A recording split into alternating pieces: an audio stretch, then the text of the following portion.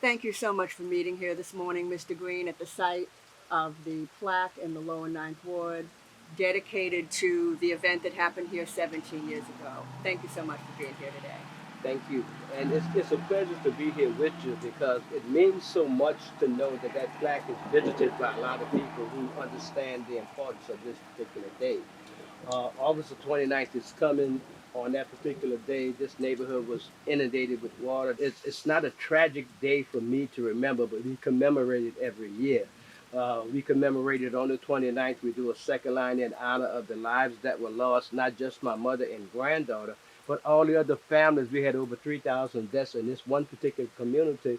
We're at the site of one of the worst breaches during Hurricane Katrina, one of the worst, when these sections, you can see them, they're called monoliths. And only the cosmos knows which monolith broke first. But they're all, each of them is 30 feet wide. And we took a guess, an educated guess, and we thought, well, it could have been this one. Yes. And that's why you and me and other leaders of the Lower Ninth Ward selected this location. And so we've already told our listeners, what happened here that day. The levee breached. It shouldn't have.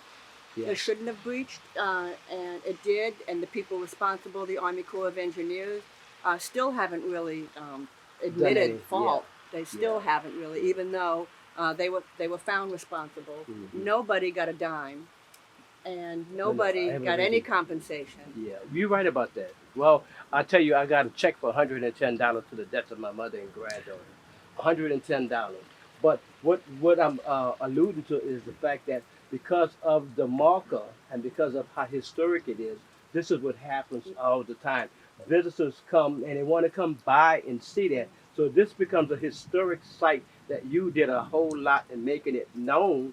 But We the worked point, together, but yeah, we thank work you. together, but we work together in a way with your lead. And I want to so happily feel proud to see groups that pass through and understand how important it is. And that's a good thing to happen while we're here. It show how important this site is, show how important that marker is. Even in the rain, even in the rain, it's getting visited. But I'm pleased to hear that it gets so much attention. So Hmm. there's different wording on each side of the plaque. On this side of the plaque, it described the Lower Ninth Ward, and on the other side of the plaque, it described the event that happened August 29th, 2005. That was 17 years ago. So I know why I came here today, and I came here and invited you to join me because for me, it is a time of mourning, a Hmm. time of reflection, a time to pray, Hmm. and but also a time to look forward to a better tomorrow. Hmm. Hopefully, I mean, I actually there have been changes in America to uh, to a national policy to make sure that an event like this doesn't happen again, and then if it does happen, that the events are not so devastating. I mean, the so let's talk about the the events just before it. The evacuation. Well, Okay, for us, what did that mean to you and your to me, family? what it meant was we had been through Betsy, we had been to Camille, we had been to Flood, we had been to so many hurricanes. So we were actually waiting till not necessarily the last minute, but waiting till most of the traffic died down, which we found out didn't. But we were going to Nashville, Tennessee to let my brother see my grandchildren, see his mother he hadn't seen in a while. And when we got on the road, we actually wound up reaching so much traffic, and my mother was so sick at that time, so we had to turn back around. We get back to the city about 3:30, and I say, well, we can't stay down here. So we went to the Superdome, and when we got there, my mother could not stand in the long lines that were outside. So I asked the police officer, how could I get my mother in? And what he told me was go around the back to special needs. And when we got around the back to special needs, it wasn't set up. So for us, it was like we did everything that we were supposed to do. We tried to evacuate 5 minutes to get from inside of the house, 5 minutes to get into the attic. Then we had to kick a hole into the roof. And once we got on the roof, then we started floating away like a boat. So Mm. we did everything we were And asked that's to where do. the original rooftop Yeah. riders. That's what that's And about. as this says, and we're the rooftop riders, even now, everyone that suffers a flood, whether it's in Louisiana, whether it's in Kansas, whether it's in Virginia, whether it's in New York. They all wound up on the roof because that's the highest point they can get to.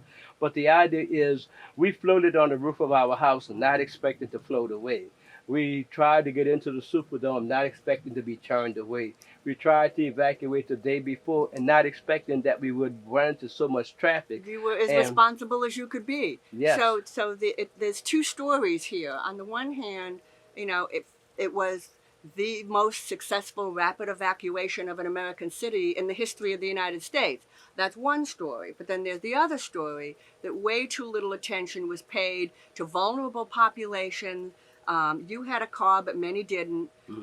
And to evacuate, you need credit cards, you need road experience, and you need family to visit. Way too little attention was paid. You did every responsible thing you could, but still, because your grandmother, your my mother your mother was too and my ill. granddaughter. People don't understand. You can't evacuate people when they're ill. Yeah, she couldn't sit up. She couldn't stand up. She couldn't do certain things, so she was bedridden. And she gave us the history that we have here. What I always say to people, for me, the 29th is a day of celebration of her life, my granddaughter's lives, of the lives of all the other families, but of also the fact of the survivors. My 2-year-old granddaughter Shemaya, my 4-year-old granddaughter Shania are now doing great. Our family Wonderful. is back, and what I tell people, we were able to come back to the normalcy that we had before. So for us, it's more of an exciting time. It's a celebration. It's a memorial, and we do grieve. We do miss them. We do wish they were here, but we also, in our faith, realize that there's nothing we can do to bring them back.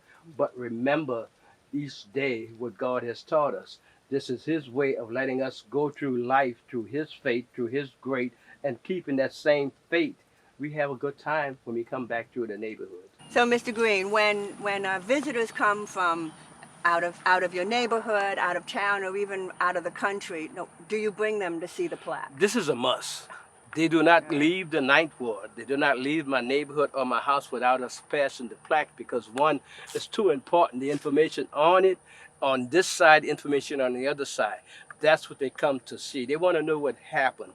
And this is a way for them to see the levee wall, to see the importance of this plaque and understand what happened that day. It's important that people realize that these monoliths, each of them is 30 feet wide, and one of these monoliths went first, and we kind of took a guess. We thought maybe it was this one right here, but 10 of these went down. Oh yeah. The deluge is unfathomable. I just can't believe it. So I'm glad people have a desire to understand what happened to your neighborhood and to you. Thank you.